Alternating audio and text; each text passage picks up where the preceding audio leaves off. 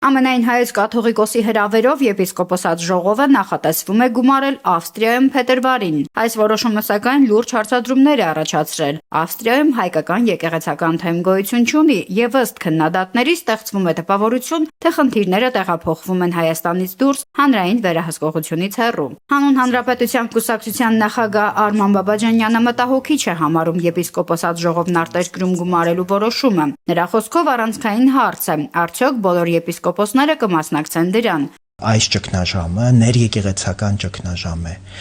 Այս ճգնաժամը ծագել է եկեղեցու ներսում առաջացած լրջագույն խնդիրներից, որոնց գլխին կանգնած է նաև ամենայն հայոց կաթողիկոսի իր միանձնյա որոշումներով։ Կարծում եմ, որ եպիսկոպոսները ունեն բավարար եւ միտք եւ քաջություն եւ խիզախություն, որպեսզի այս վիճակը կարողանան միասնաբար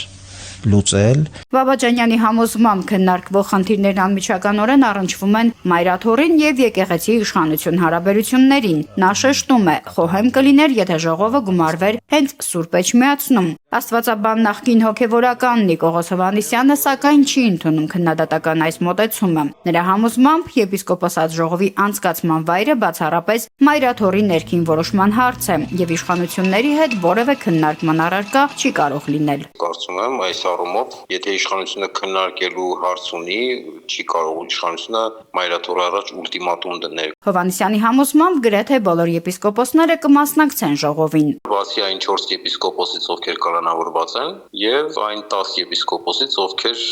տիրադավ են հռչակված։ Նրա խոսքով ժողովը Հայաստանից դուրս անցկացնելու պատճառներից մեկը նաև անվտանգային մտահոգություններն են։ Քանի որ ճնշումներ կան եկեղեցու վրա, եպիսկոպոսների վրա, եւ եպիսկոպոսները չեն կարող գալ մայրաթոռ եւ մտավախություն կա Հայաստան այցելելու։ Նախադեպ ունենալով 1996 թվականին Կահիրեում անցկացված ժողովը սպասվում է, որ առաջիկա հանդիպման ընթացքում կքննարկվեն մայրաթոռի կանոնադրական հարցերը, հայ առաքելական եկեղեցու ներքին խնդիրները, ինչպես նաև եկեղեցի պետություն հարաբերությունները, ասում է նախկին հոգևորականը։ Սակայն Բաբաջանյանը համոզված է, այս որոշման հիմքում ոչ թե կազմակերպչական, այլ հոգեբանական գործոններն են։ Կարծում եմ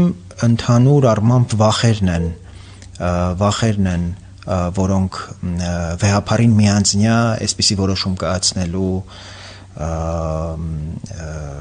խնդրի առջև են կանգնեցրել։ Բաբաջանյանի խոսքով վեհապարի համար գնալով ավելի բարդ է դառնում միանձնյա որոշումներ կայացնել, անտեսելով եկեղեցու ներսում բարձրաձայնվող բարենորոգման պահանջները։ Միևնույն ժամանակ նա կարևորում է քաղաքական դերակատարների զսպվածությունը։ Չափազանց կարևոր է, որպեսզի եւ քաղաքական իշխանությունը եւ առասարակ քաղաքական դերակատարները, հասարակական մեր դաշտի ներկայացուցիչները հնարավորինս զուսպ լինեն եւ թողնեն, որպեսզի եկեղեցին իր ներսում կարողանա հաղթահարել այս խնդիրները։ Բաբաջանյանի համոզմամբ ցանկացած արտաքին միջամտություն կարող է խաթարել եկեղեցու ներսում ընթացող առողջացման գործընթացը։ Նա զգուշացնում է, քաղաքական ակտիվ ներգրավվածությունը եկեղեցու հարցերում վտանգավոր է, քանի որ խորացնում է խնդրի կուսակցական ընկալումը։ Եկեղեցին ինքը անխոհեմաբար իրեն դիրքավորել է որպես առանձին ուժ, ընդդիմադիր կուսակցություն, քաղաքական գործունեություն ծավալելով։ Մենք չպիտի այդ իր անխոհեմ քայլը ավելի խորացնենք։ Մեր խնդիրը պիտի լինի հնարավորինս եկեղեցուն այդ սխալ ընթացքից դուրս բերել եւ դնել համահայկական միասնականության, համահայկական օրակարգերի շուրջ եկեղեցուն նեցուկ դարձնելու, այդ օրակարգերը առաջ մղելու իր բուն եւ կարեւոր առաքելության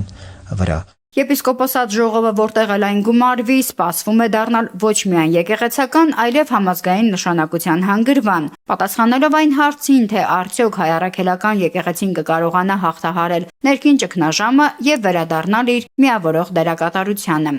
Նարնե Ղուկասյան, Մանուել Ստեփանյան, Ռադար Արմենիա։